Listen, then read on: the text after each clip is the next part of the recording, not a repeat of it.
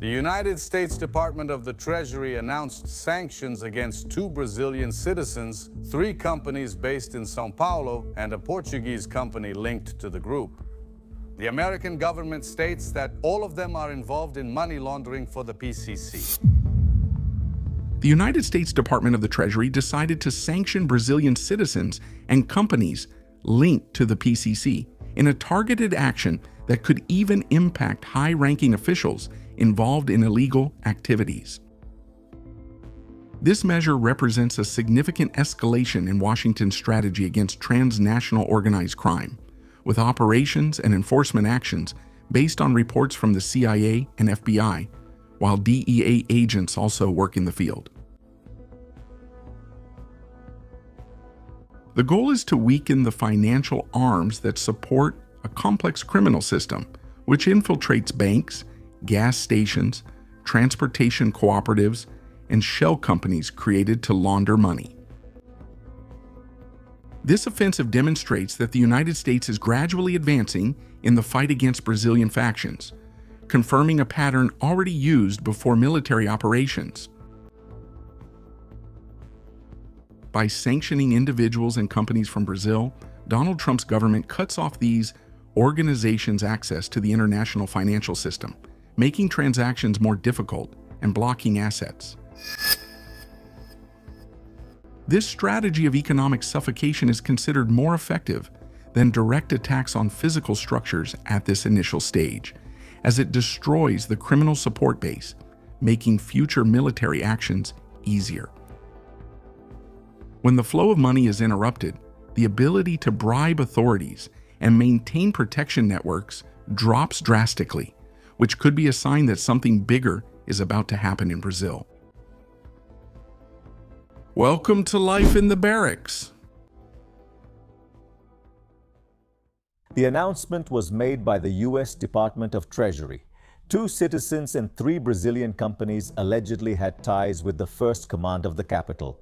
Only one of these people was allegedly responsible for laundering $30 million for the PCC in Florida.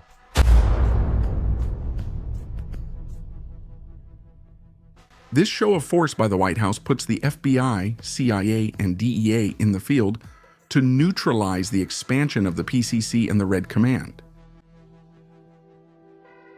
Each agency has specific capabilities that, when combined, make the fight more effective. The FBI works on gathering evidence and infiltrating financial networks, using undercover agents and advanced technology. The CIA works on recruiting informants and analyzing international intelligence, exploring ways to infiltrate countries where the factions seek to expand. The DEA, in turn, focuses on directly combating drug trafficking, using logistics, weapons, and joint operations with local forces. This integration between the American agencies creates an almost impenetrable barrier against organized crime. With disguises, infiltration operations, and the co-opting of allies, the United States manages to map trafficking routes and identify vulnerable points in criminal networks. In addition, the military and technological logistics of the Southern Command ensure that operations are fast and precise, reducing the margin of error.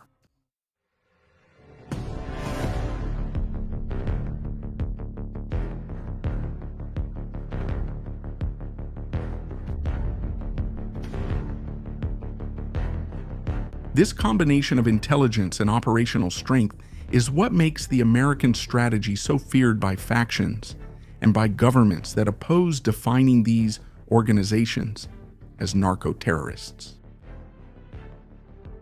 The strategy of choking off the factions' financial networks was exactly what preceded the operation against Nicolás Maduro in Venezuela.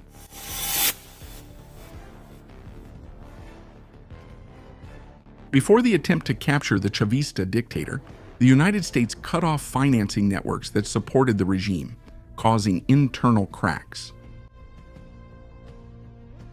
When the money stops circulating, betrayals, denunciations, and defections start to appear, weakening the political and institutional protection.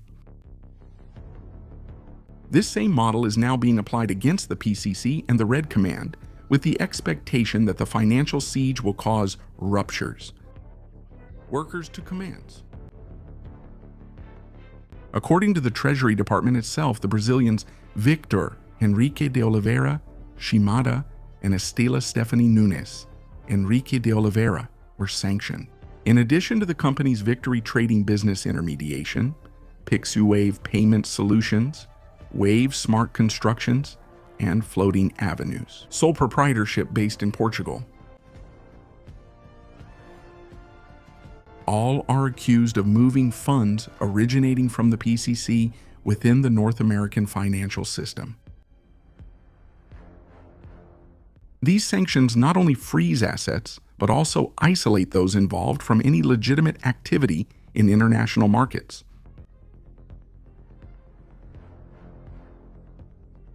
North American authorities state that the PCC is currently the largest transnational criminal organization in the Western Hemisphere.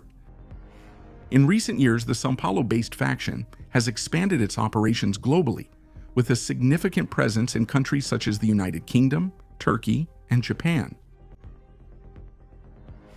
This expansion concerns Washington, as it shows that the PCC is no longer a faction limited to Brazil and has become an international organized crime network.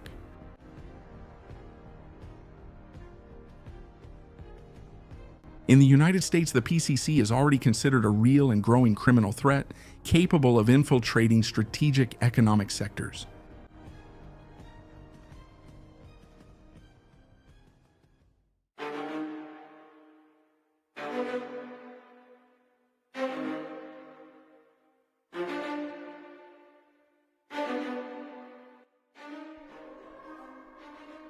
The networks of sanctioned companies and individuals are involved in drug trafficking, smuggling large amounts of money, and other illicit activities that generate revenue, not only for the PCC but also for corrupted public officials and politicians.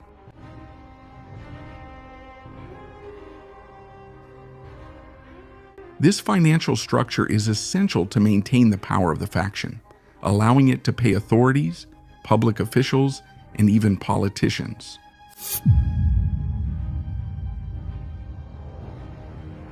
The institutional shielding created through corruption is what guarantees the group's survival and expansion. It's not just police officers.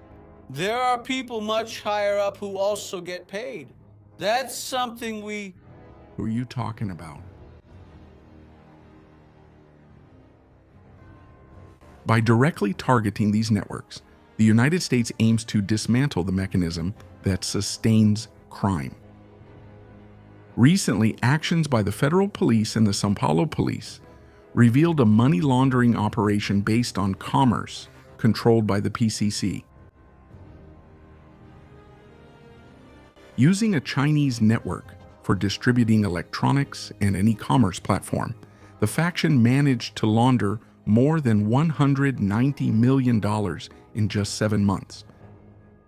This operation shows how the faction operates with the sophistication of a multinational company, creating complex economic structures that make investigations difficult and allow infiltration into global markets.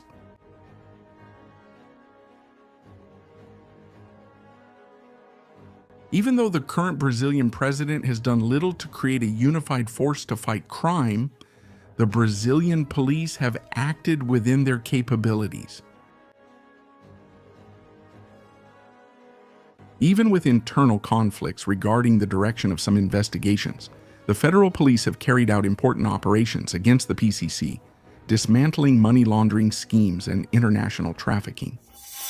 The investigation is being conducted by the São Paulo Civil Police regarding a gang involved in fraud, and it had a target here in Rio de Janeiro. In fact, 2 targets, one in the Covança community and another in the Lakes region. The 40th and 41st police precincts were assigned, together with the Corps, to carry out the arrest and search warrant in the Covança community, and they were successful in apprehending the target named in the arrest warrant.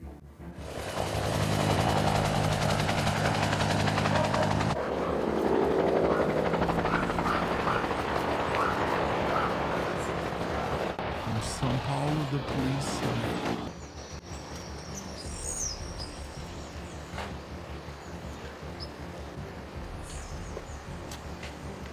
The São Paulo police. The Paulo police.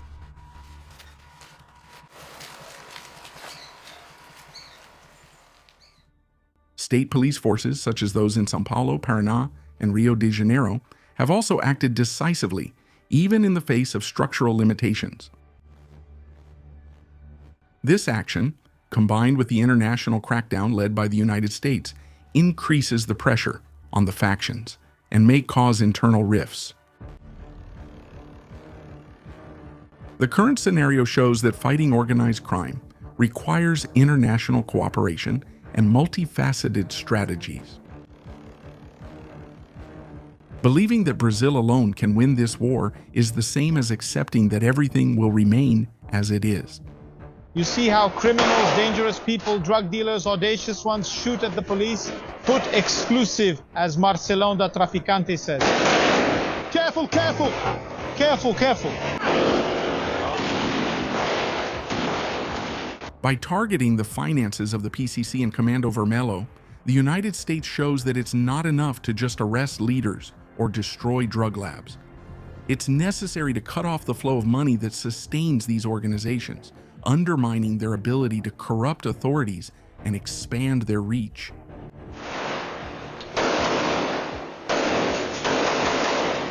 They're ruthless, aren't they? This financial war, combined with intelligence operations, police action, and military siege, could be the way to definitively weaken the factions that have terrorized the Brazilian people for decades and now also threaten the world.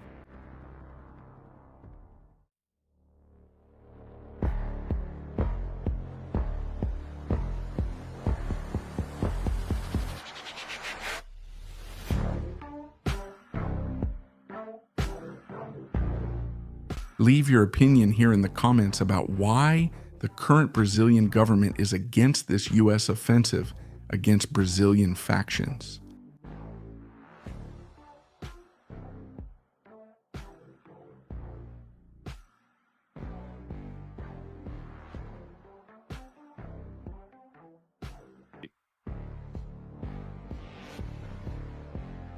Here at Life in the Barracks, you stay up to date with everything happening in the military world. Leave your like, subscribe, and watch one of the videos that's appearing on your screen. Forward, fighters! See you next time.